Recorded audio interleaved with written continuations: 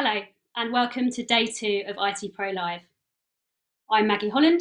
I'm Group Editor and Editorial Director of the B2B titles at Dennis Publishing. That's Channel Pro, Cloud Pro, ITPro, and the Business Briefing. And I'll be your host for the start of each day, as well as moderating some of the sessions. Before I go into detail about what's in store today and introduce you to our opening keynote, I wanted to recap on day 1. Yesterday, the theme was the virtual enterprise. We opened the show with a keynote from Box Global CIO Paul Chapman. We looked into how tech can be used to fight terrorism, how to engage in remote innovation, how culture can be enabled through technology, and focused our lens on human-centered innovation. What a fantastic first day lineup, I'm sure you'll agree. All of those sessions and more are now available on demand. So on to today. Today's theme is Modern Cloud for Modern Business. We're building on the great content of day 1 with some more engaging and informative speakers and sessions. First up, we have John Topper, CEO of the Scale Factory. Hi, John. Thank you so much for joining us. Hi, Maggie. Thanks for having me. So, as Maggie says, I'm John. I'm the CEO of the Scale Factory. I'm going to be talking today about how to avoid some common cloud mistakes. So you're obviously interested in modern cloud and modern business. We've seen a lot of cloud infrastructures in our consultancy work, and there are some patterns that we see repeating fairly often that I can share with you today in the hope that you can avoid some of those in your own cloud practice and maybe avoid making some of the same mistakes that other people do. So I guess that, who the hell is this guy? What does he know about this stuff? So I founded the Scale Factory in 2009. So I've been doing infrastructure as a consultancy for a long time. Before that, I spent sort of 9 years in other parts of the industry doing infrastructure things in the web hosting industry early on in my career. My interests are generally sort of infrastructure, AWS, and DevOps. So hopefully you'll agree that I have something to say about this subject and some experience in doing so, and you'll get some value from this. So the Scale Factory is a consultancy. We're an Amazon Web Services consulting partner. So a lot of what I'm going to be talking about today is I'm going to use AWS examples, but I don't think the general tenets of this are applicable only to AWS. So if you're an Azure user or a Google Cloud user, then some of this content will still be relevant to you. We're also worked heavily with Kubernetes. So some of the stuff that we've done focuses around that, although I won't be talking about Kubernetes to any great extent today. And we're also part of the G Cloud framework with the government. So if you're in the public sector, we can also work with you on your platforms as well. We've worked broadly with a large number of clients across different industry sectors and different sizes of business. So you'll probably recognize the names Expedia and ITV at the top there. Those are our sort of enterprise flagships, really. We've also worked with a number of smaller businesses. Some of these names you might not necessarily recognize unless you're a knitter or a crafter, in which case you might have heard of Lovecrafts, or you're a gig goer, in which case you've probably heard of Songkick, and you're probably a bit annoyed that you're not able to go to the concerts that you might have had tickets for at the moment. These industries, these businesses sit across a spectrum of industries. So we've worked with fintech and pharmaceuticals, as well as media, healthcare, content delivery, those sorts of organizations. So most of what I'm talking about here applies very broadly across the spectrum of businesses.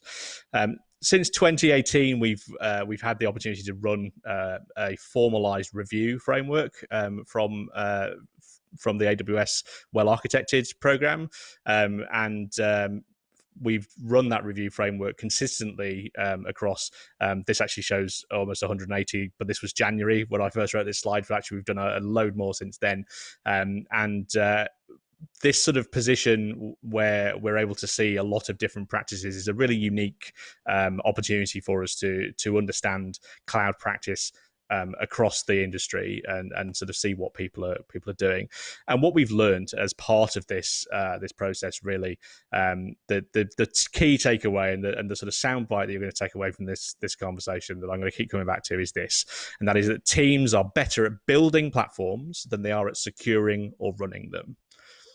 And there's a high chance, based on our findings, that you and your team are one of these teams that are better at building than securing or running your platform. So what do I mean by building platform? That's probably a reasonable place to start. Well, the well-architected framework covers a bunch of questions around these things, and one of the questions we ask is about how you determine your priorities as you're building an infrastructure. And for the most part, teams are pretty good at making priority decisions. Taking into account customer needs, the compliance requirements of the industry that they're working within, the threat landscape that they might be might be sitting within, and the trade-offs that feed into all of those discussions. When I talk about compliance, I'm basically talking about the distinction between the things that your customer cares about, which are the customer needs, and the things that the government cares about, or that a governing body cares about, which are the compliance needs. And often compliance includes particular security controls or particular documentation requirements, specific type of reporting of information, or change control. And we see this in our fintech and pharmaceutical workloads. And for the most part, teams are making good decisions, taking into account their compliance landscape as well as what their customers want. And often those things are not at odds with each other, which is useful. Also, teams are typically good at making component choices. So they're choosing appropriate compute, storage, database services, networking features to match their workload. And this isn't especially surprising. I think we're an industry of engineers. What I'm describing here is the engineering work. It's the Lego bricks. It's the plugging together of a solution with the pieces that your cloud vendor provides. And typically, teams are making either good or good enough choices in that arena. When I'm talking about making compute choices, this is a very sort of AWS oriented example, but whether you're going to run your workload or your software on EC2 instances, so kind of things that look like servers essentially, or heading sort of further to the right, whether you're choosing containers, maybe using Kubernetes or Amazon's Elastic Container Services, or perhaps running containers on Fargate, which is a slightly more managed service for running containers, or Lambda, which is an entirely serverless environment. I'm not going to get too far into the detail of what that means, but ultimately, these are the sorts of trade-offs we're making when we're choosing our compute resources.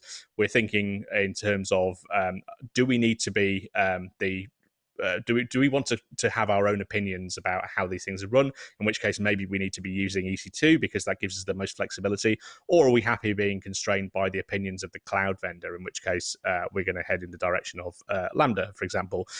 Maybe from a security perspective in your compliance landscape, you want to be working in an environment where you have the least security effort required, in which case handing over some of that security responsibility and the patching of operating systems and so forth to your cloud vendor by adopting their services is probably a good idea.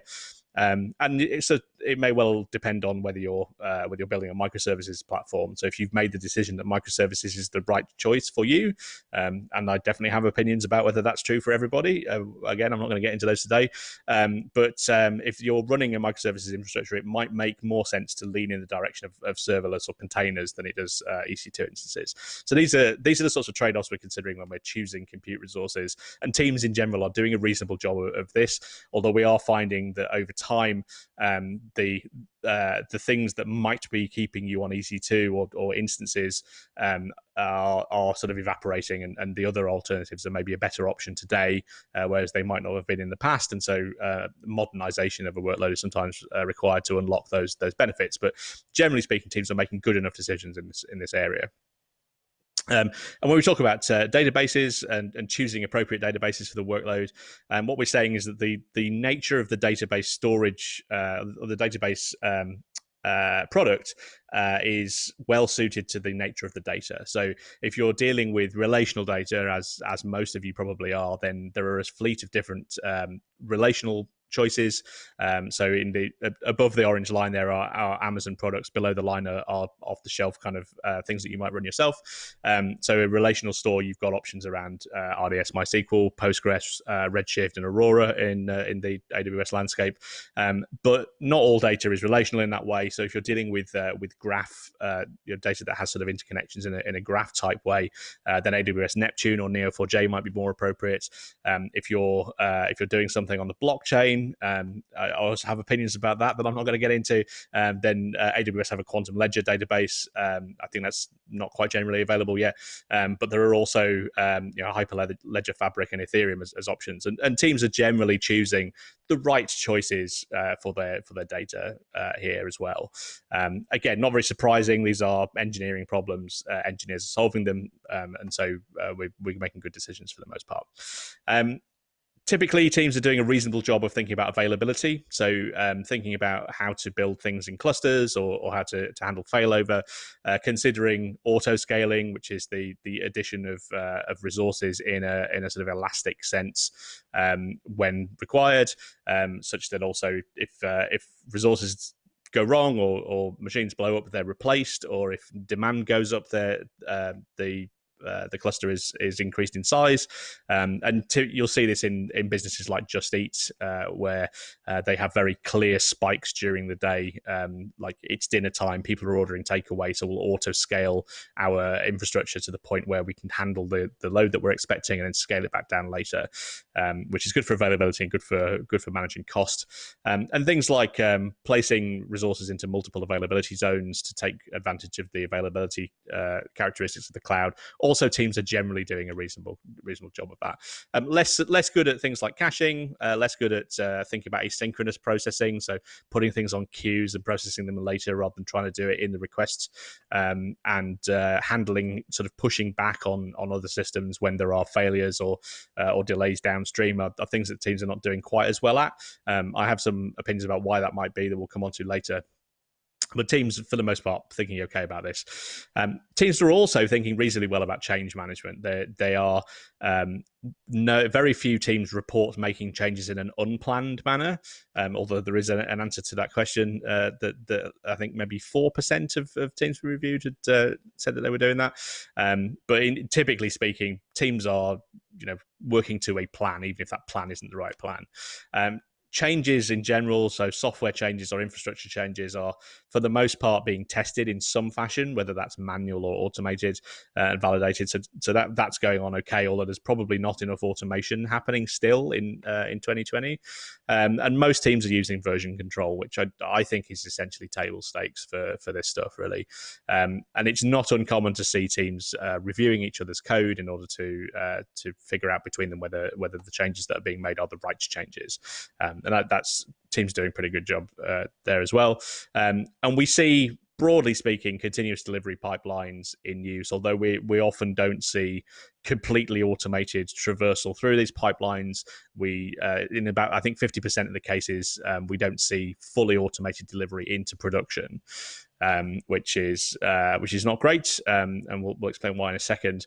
But a lot of these activities are being automated or can be automated, such as sort of unit test runs and static security analysis and so forth. So these are practices that are known about, but not as broadly as adopted as I might hope. Sort of 10 years into the DevOps movement being established.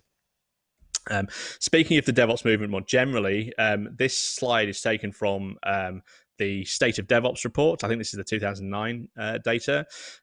If you're not familiar with the State of DevOps report, it's really worth looking at if you're involved in infrastructure or operations, or you're running teams that are. It's a set of research run by Nicole Forsgren, Gene Kim, and Jez Humble, although Nicole is the real brains behind that operation. And they surveyed for about 6 or 7 years now practices within operations teams, and use that survey data to correlate software delivery performance with the things that those teams are doing that improve that performance. It's the only research of its type. I think that there's some debate as to whether the statistical methods are wholly valid, but as a thing in and of itself, it is the only one of its type. And what we're saying, what these results say, really, is that the teams that are behaving in an elite fashion. So software teams who have an elite software delivery performance, typically speaking, are able to deploy their changes or their software multiple times a day, so on demand essentially. That their lead time for changes, so the amount of time that it takes for a developer to conceive of a change and for that change to make it into production, is typically less than a day for an elite performer. Typically speaking, if there is a failure, the time to restore service, so the amount of time elapsed between the outage and the recovery, is generally less than an hour. And the change failure rate, that is to say, the number of changes into production that produce some kind of failure, typically between 0 and 15% for elite performers. And typically speaking, elite performers have all adopted continuous delivery, use of cloud resources, and in particular public cloud resources that are controlled using APIs. They typically have adopted some kind of DevOps practice.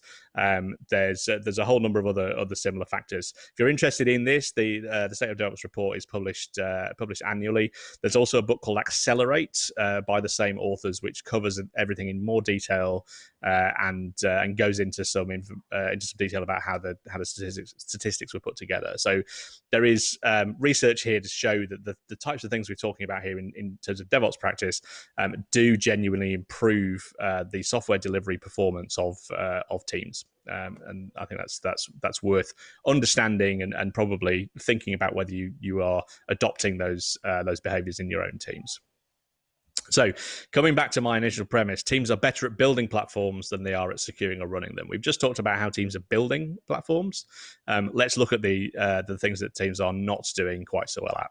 So securing platforms, what do we mean by that? Well, going back to the State of DevOps report, this text comes from 2018. Security kind of isn't the sort of thing you can just paint on after the fact. Good security is really architectural. It's fundamental. It's something that you have to think of up front. You can go back and make a less secure infrastructure more secure, but it's way more painful to do that than it is to get it right first time. And here, the findings that the DevOps report found in 2018 was that the elite performers, so the people who are delivering software on demand, they build security in, and they can conduct their security reviews and changes in days rather than in the weeks that low performers take. And we all want to be elite performers, right? Nobody wants to be a low performer in this landscape. So teams basically need to do better at security in general. I think over the last sort of, I'd say 2, 3, 4 years, I think security has become a way more important topic. It's on a lot more agendas. A lot more people are discussing it, and we've seen a lot of high profile data breaches and other things going on. And some of this is down to a kind of bad adoption of public cloud and configuring it incorrectly and so forth. But some of this is old bad behaviors that have just been brought over into the cloud world from the on-premise world, where now maybe the risk is a little higher because you are a bit more publicly exposed. So the things that teams are doing pretty badly is patching. Like, teams are awful at patching. Anything that involves kind of rote kind of janitorial maintenance work, such as patching or keeping software dependencies up to date, tends to be done pretty badly across the board. And it's there's no real excuse for it, if I'm honest. There are tools for automating this stuff, and by adopting some of those more serverless compute options from your cloud vendor, some of those things are then taken care of by your vendor, and so that some of that problem can be made to go away. But ultimately, teams don't like doing this. It's kind of shit work, and people don't like to do that. We're also seeing in particular data classification not being done well. I've got a couple of slides on that later, and access control in general is pretty poorly thought through, and in general, teams are not adopting security monitoring tools in quite the way they should. So when we talk about access control mistakes, we see this all the time. People still using a root account or a super user account to get at their infrastructure configs or their servers on a day-to-day basis, and you really shouldn't be doing that. If nothing else, that probably means that you're sharing those credentials between multiple users, which is pretty bad.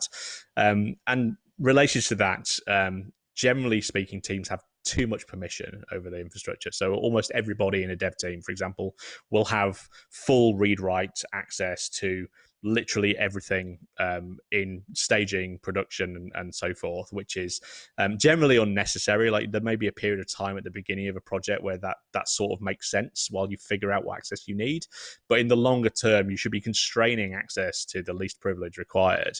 Not doing so is likely to cause all sorts of trouble. We worked with one client who we found had someone leaving their business had accidentally checked their Amazon keys into a public GitHub repository, and the credentials for that user had full access to everything. And they got away very, very luckily. The worst that happened was that those keys were used to spin up as many instances as were possible in that account to run Bitcoin mining. But given that all of their data and all their backups and everything was in that account, they could have lost absolutely everything. So obviously, checking your credentials into public repositories not a great idea. But likewise, if your users all have too much permission, then if those credentials leak, there will always be some kind of pain like that going on. Teams also not using two-factor authentication that often, maybe sort of 50 to 60%. That's easy to set up. If you're using anything with username and password that offers a second factor, such as the AWS console, Gmail, Dropbox, Twitter, Facebook, anything like that, add a second factor. It's really going to save your ass. If you lose your password, your password is leaked, and somebody else gains access to it. If they don't also have your second factor, then they can't get into your resources. And so it's really worth setting that up. And the other mistakes that people make around access control are baking secrets into code or configuration. So maybe API keys for accessing a service or something get published onto servers as part of the software delivery, and that's a problem because those secrets are not well protected if they're in that mode. There are ways of treating secrets or managing secrets within the cloud platform itself, which means that they are stored in one place and only accessible to the resources or people that should have access to them. And there's a whole bunch of work that we do with clients around tidying that stuff up and protecting those secrets. Really worth spending some time on. When we talk about data classification, this became a bit more of a concern in the GDPR dawn. I think it's still a consideration now. Almost 75% of the customers that we reviewed are not doing substantial data classification, and actually 88% of cases there's something to improve. And we're talking here about sort of identifying which parts of your information are confidential or restricted or for internal use or can be public. That might be, for example, personally identifiable patient data in a health tech application. It might be bank details in a fintech application, that sort of thing. If you don't identify where those sensitive pieces of data live, then you have a hell of a job trying to manage the controls around it. And really, you should be using the data classification levels to inform what access control you put around the various bits of information that you store. And of course, it's important not to forget that if you are controlling personnel access to confidential data in their databases, make sure they also can't get at the backups. Right? It sounds obvious, but we see this sort of thing all the time. So please do think about what you're storing where, and think about whether you can segregate the confidential and the restricted stuff into their own data stores with better access control and limit the access to that data only to the systems or the people that really need access to it, which should be very limited, really. So that's securing platforms. I think there's loads of work that you probably have to do in that arena if you're anything like the teams that we've reviewed. But let's talk about running platforms. Right, teams are bad at running platforms as well as securing them, and this comes down to one thing really: is that teams are pretty bad at thinking about failure modes. Everybody seems to be an optimist. Like there's this sort of view that nothing can possibly go wrong, so everything's fine. What teams are not doing really is thinking about the business requirements around failure modes. We'll talk a little bit about what that means. They're not really thinking about how risky those failure modes might be. They're not writing good documentation about how any of their systems work. We almost never find good diagrams, good run books, good documentation about how things are put together. No architectural decision records, so you can't tell why something is the way it is if the people that built it are no longer around. There's a real lack of this in most systems that we look at, and there's almost no time and energy given over to trying out or synthesizing failure modes so that you can practice at getting better at solving those problems. And I don't know whether this is that people look at the cloud as inherently reliable, and so they don't need to worry about certain failure modes anymore, whereas they might have had to in an on-premises world. That's slightly true, but doesn't really hold. Or whether it's just that people don't like to spend time on the insurance activities essentially of trying this stuff. But in general, teams are not thinking about how things can fail, and really failure is always an option. I think there's nobody in modern operational thinking who believes that you can engineer failure entirely out of a system. That's really not how we're building systems today. What we're doing is prioritizing the ways in which we can recover from failure and optimizing for that. So in the event of a failure mode, we can get things back up and running quickly. Failure is always an option. Things can always go wrong. I think this is probably just as true of the SpaceX space program as it is the Twitter for Pets app that you're building right now. But we are really not saying today that it is possible to completely avoid failure. That's really not what anybody is talking about at all. We're talking about embracing failure, recognizing that it's possible, preparing for it, and being able to mitigate it more quickly than the competition ultimately. And this is an old computer science thing. This is the fallacies of distributed systems. If you put this in front of your developers today, you'll probably find that at least 50% of your dev team believe at least 50% of these things, right? There's an assumption that the network is reliable. Trust me, they are not. That latency is zero, and that's just ludicrous. That bandwidth is infinite, and anyone who's tried to run 4 Zoom calls on their Virgin Media connection is probably aware that isn't true. The network is secure, is particularly these days where everything's in the cloud, is sort of not really a thing that you can trust. Topology doesn't change. So the idea that things don't move around is kind of nonsensical. There's only one administrator. The transport cost zero. The network's homogeneous. All these things are essentially not true. But people are writing software, building systems as though they are. And I think if you can embrace these sort of truisms, then you make better design decisions and can avoid some failure modes by not sort of burying your head in the sand and pretending that they don't exist. So when I'm talking about considering the business requirements from a failure perspective, we're talking about defining in your service level agreements with your customers what characteristics they care about, and sort of contractually agreeing to make some kind of guarantees about those things, right? I mean, it sounds really easy. It sounds really straightforward, right? You're basically saying, "Hey, customer, what do you want? What are you going to pay us for?" But it's surprising how many teams we work with who haven't really had those conversations with their customers, or are working on the assumption that their customers are expecting a 100% availability, which is very unachievable, or at least very costly for most workloads. And so we're talking about making service level agreements based on these service level indicators. This is Google's SRE terminology, around, say, availability. Like, how many nines do you need in terms of availability? Like, what percentage uptime are we guaranteeing to our customer? And what does that mean? Are we talking about, if something is slightly degraded, is that down, or is it up but not working well? How do you calculate that? Are you calculating that uptime within a month, like in an hour, within a week? What are the sort of constraints of that? What do we mean by available? And should we be talking on a per customer basis? Like, if I build a system that accepts customer requests at the edge and then distributes them across multiple systems, is it possible for one customer to see an 80% availability and another customer to see 99% availability on the same system in the same parameters? Like, maybe that's true. So what do we mean by availability, and how are we representing that? What are the levels of latency that a customer will withstand?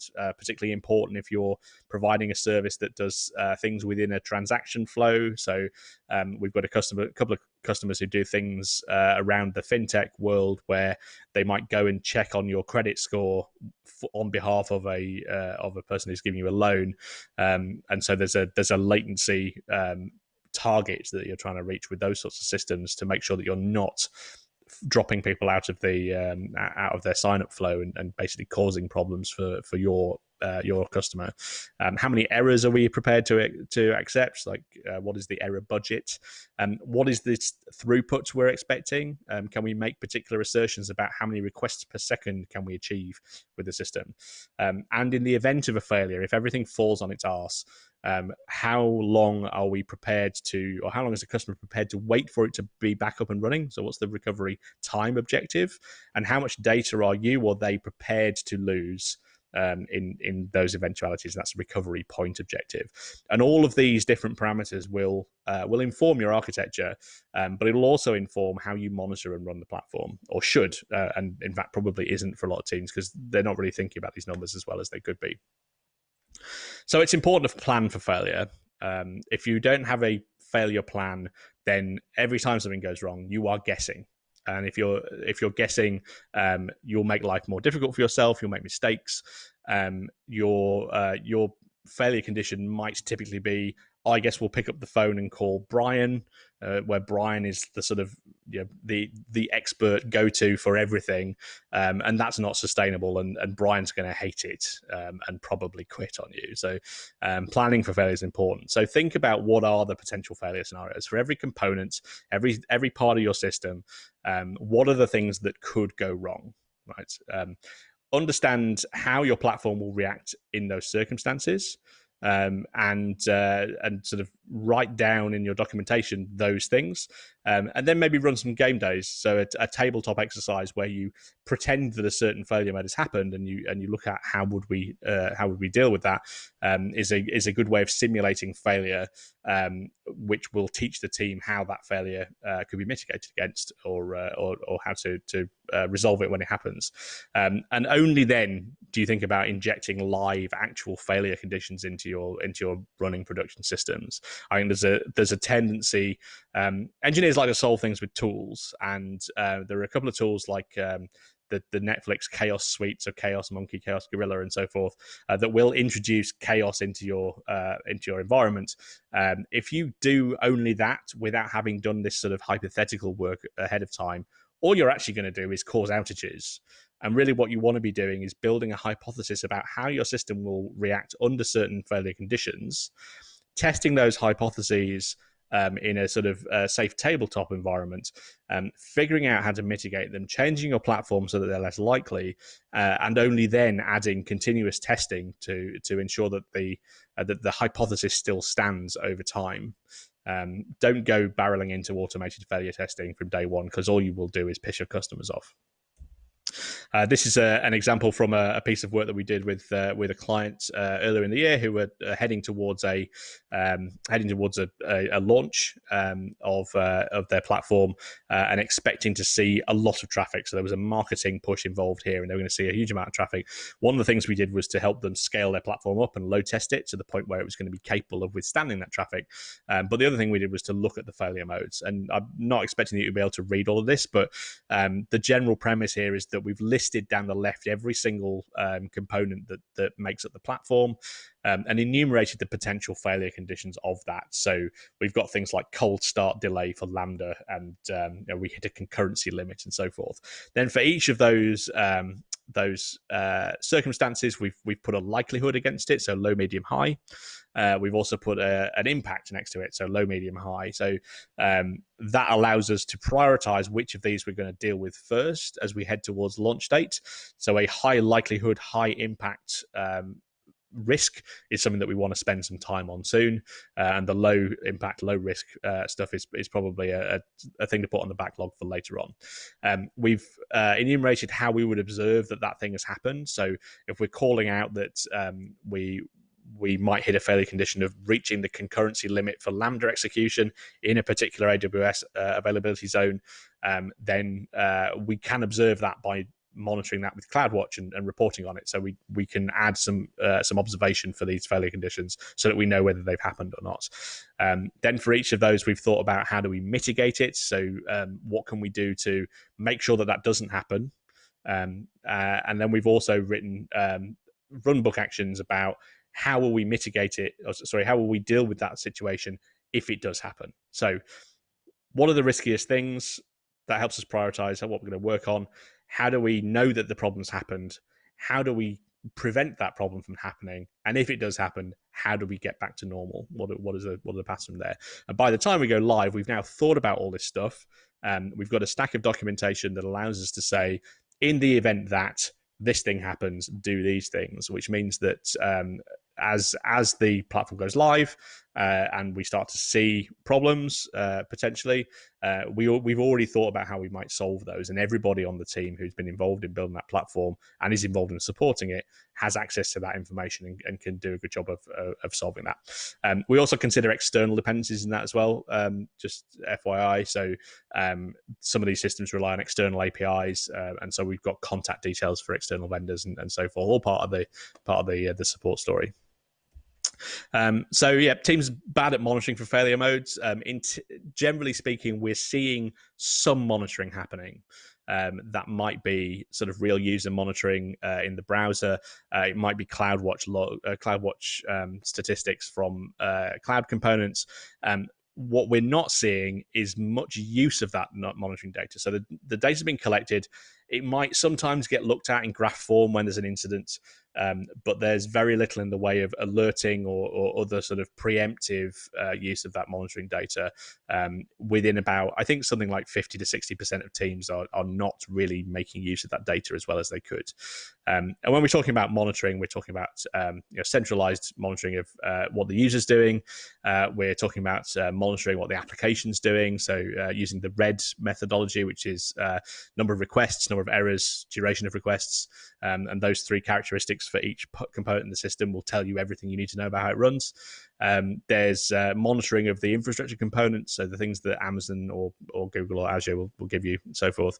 And then making dashboards available of that. Alongside monitoring, something that we see done really badly is logging.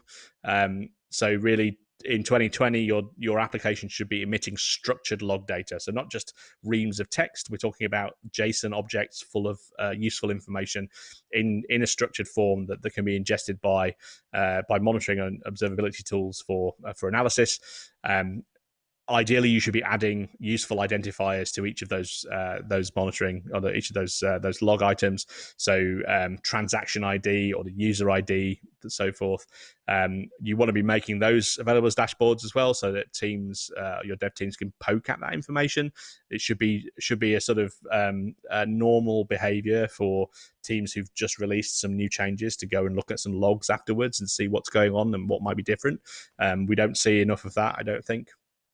And it's also useful to represent events on your logging and monitoring dashboard. So when you release a new feature, or when a certain thing is known to happen, then putting a vertical line in the graph to say this thing happened at this time. That way you can correlate changes in behavior and changes in the metrics with the things that have actually happened on your platform, or the changes that you've launched, and so forth. So coming back again to the premise, teams are better at building platforms than they are at securing or running them. I hope I've sort of covered for you some of the areas in which teams, possibly your team, could improve. There's a lot of information there, so I guess what can you do from here? Well, I mentioned that the framework we've used to review these platforms is one from Amazon. It's called the AWS Well Architected Framework. We joined the program in April 2018 as a sort of beta partner, if you like. And the Well Architected Framework is made up of white papers. So there are 5 white papers and a number of 5 white papers for specific areas, and a number of other white papers for particular workload types called lenses. We'll talk about that in a second. And a review tool within the AWS console that will go through and ask you those questions.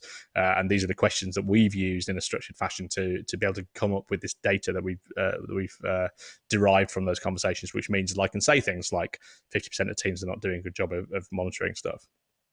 Well Architected was originally an Amazon internal thing.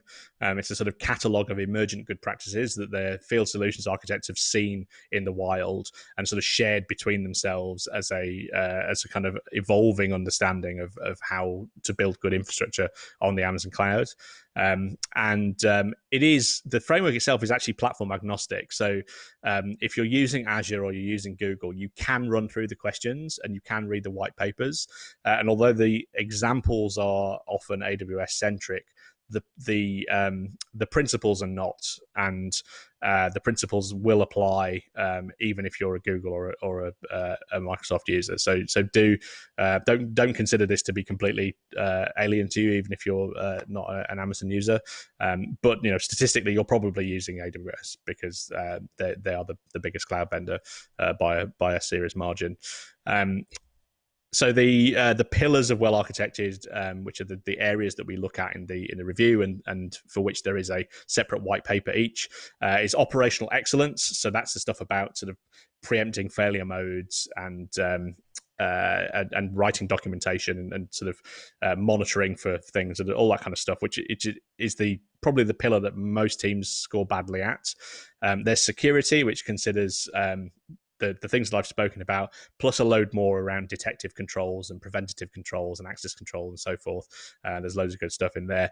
Reliability, which is mostly talking about designing for reliability, so making use of high availability features and making sure that you're not hitting limits in the platform preemptively and so forth. There's performance efficiency, which is all about making your platform run as effectively as it could. And cost optimization, which is about keeping costs in check, which may well be of specific interest to people, particularly right now when the economy is somewhat damaged by the virus we're all working from home through. There are also lenses, so well architected covers different workloads. If you're running serverless applications, then there is a lens specifically asking questions around that, and that's in the tool as well. And then these others, high performance computing, IoT, ML, financial services, analytics, they all have white papers, but those questions don't yet exist in the tool and the console. And the teams that we've worked with on well architected reviews have typically gone on to use this for gap analysis. So it's very frequently the case that we, at the end of a review, which is about 4 hours long in total, it's not a massive time investment, we will provide a report. There's an automated report from Amazon, but we write one that's a bit more detailed and a bit more specific to your workload. And teams have been using that to identify what stuff should be on their roadmap in the next sort of 3 months, 6 months, 12 months, 3 years, to stay current and to improve their current position. Well architected is a good teaching tool, so teams often learn a lot during that review process that they can then take away and make use of. And in bigger businesses where there are multiple teams delivering on AWS simultaneously, it's really good for driving alignment across those teams, so that everyone's kind of working in more or less the same way to an agreed standard of good practice. So really worth adopting, particularly if you're an AWS user, but also if you're not, it's worth looking at. My business, the Scale Factory, we're a well-architected, recognized partner. We've actually run probably more of these reviews worldwide than any other partner right now. So you can book a review with my team. If you book a review with a well-architected partner and you then go on to use that partner for improvement work on a commercial basis, Amazon will provide you with funding of $5,000 per workload, which is per unique infrastructure that is providing specific customer value. So in some cases with bigger businesses, we've managed to unlock six figure, it's ridiculous, 4 and 5 figure sums of well architected funding to basically improve your platform on Amazon's dollar. So please do consider getting in touch with me after this if that would be interesting to you. And beyond that, I will be available to you by email, although you can't read that because looks like PowerPoint has mangled the formatting, but you can find me online if you have any questions. Thank you very much for your attention. Back to Maggie. Interesting stuff, John. Thank you so much for sharing your thoughts with us during this opening keynote. It really is much appreciated. No worries. Thank you very much.